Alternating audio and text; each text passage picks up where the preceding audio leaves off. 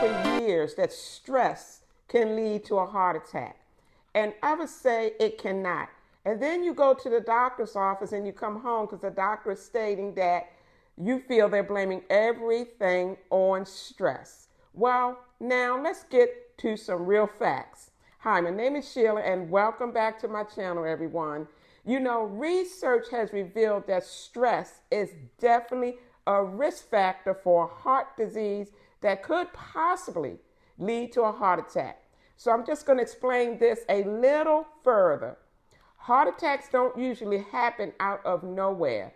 Some heart attacks have a prequel, and it's called, what do you think? Stress, and a chain reaction that no one warns you about.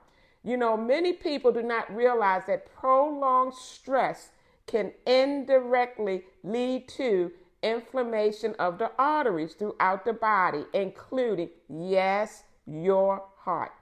When our body is under stress, the body releases a hormone called cortisol, which I'm sure that some of you have heard of. And in the short run, it does not harm the body, but when you are under chronic stress, day in and day out, this cortisol level can increase your blood pressure. It can increase your blood sugar. Cortisol signals the liver to release stored glucose into your bloodstream. You can also have fatigue, a weakened immune system, changes in your mood, which causes sleep problems. If cortisol leads to high blood pressure and high blood sugar, this is what causes the inflammation in your arteries, and over time it damages the arteries. Now, not only can cortisol raise the blood sugar, but it can also raise the LDL, which is the bad cholesterol, which accelerates the buildup of plaque in the arteries. This can lead to chest pain, palpitations, shortness of breath, and yes, even an increased risk of a heart attack. Remember in my last video, I talked about the major cause of a heart attack was plaque buildup in the heart, the coronary arteries. But in this particular video, in this particular scenario, I'm talking about how stress plays a role. I call it in this cascade effect. When some of us are under stress, and I know you don't want to hear this, we tend, me myself, lean to unhealthy coping mechanisms, such as smoking. I don't smoke. Drink. I don't drink. But anyway, decreased movement. Yeah.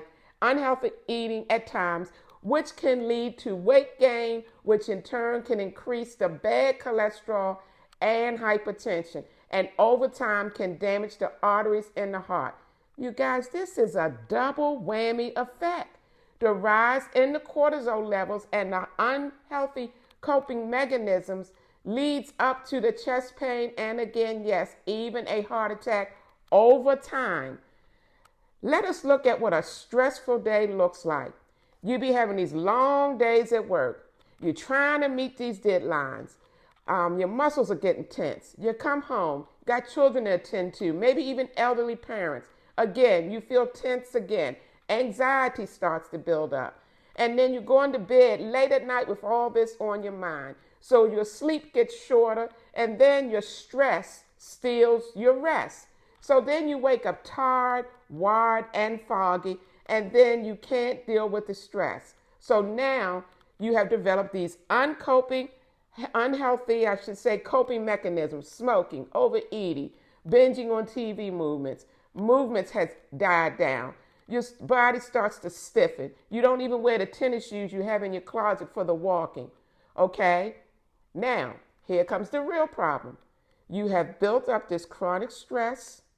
The blood vessel starts to tighten up, which leads to the blood pressure creeping up. The bad cholesterol is on the rise because of all the inflammation in the arteries. With all this being said, now the plaque is starting to build up. Not overnight, not loudly, but over time. And the second bad part about this, we don't really know the domino effect that may happen. Stress leads to poor sleep. Poor sleep leads to cravings. Cravings lead to weight gain. Weight gain leads to insulin resistance. Insulin resistance leads to inflammation. The inflammation leads to the stiff blood vessels. The stiff blood pressure vessels leads to a higher blood pressure, and in the high blood pressure, you start to see plaque build up. Chest pain can come in, and yes, even a heart attack. That's what you call a domino effect. Now, there are two pathways to take, only two. Path A, ignore your risk, your heart risk, or you take path B. You calm the nervous system and protect the heart. If you choose path B, here are the 5 pillars to reduce stress: breathing exercises, adequate amount of sleep, increase moving, control your blood sugar and fats in your diet, and regular blood pressure monitoring. If you need full details on all of this, or all the 5 pillars, please go back to my 30-day Healthy Heart Marathon for full details on each one of those. That video will pop up at the end of this video. And yes, we did it. We did a 30-day healthy marathon, 30 days in a row. The heart attack was not sudden. The damage happening in your body was just silent. You don't wake up to heart disease, you drift there. With this being said, in the world we are living in today, we cannot eliminate all stress, but we can protect the heart from its long-term effects. What path do you choose? So thanks for watching, you guys. Please like, share, and subscribe. I would love to hear your comments. And then down below, there will be some free guides that you can take. Just click on the links below. One is for healthy gut, healthy nutrition, and a 7-day meal plan. And the other one is how to get 7 to 9 hours of restful sleep. There may also be some free PDFs down there as well. I don't remember exactly what's in the list there. Also, again, refer back to the 30-day Healthy Heart Marathon. There's a lot of information you do not want to miss. Now, you know, a lot of you guys say, well, I can get all this information off of Google or whatever, and you can get some of this, but I explain it in a way where it's all right there for you. Sometimes it's done in a very creative way. For example, when I talk about the cholesterol and the hypertension, I talk about it as a traffic jam. Very interesting. So please refer back to that, and continue to subscribe, I should say, because Menopause Energized is here to help women manage their challenges through their menopause journey. And we do have an 8-week group coaching program coming up soon. So keep an eye on that. Visit my website, www.menopauseenergized, like back here on the board.com, for more resources. Until then, take care and take care of your heart. Bye-bye.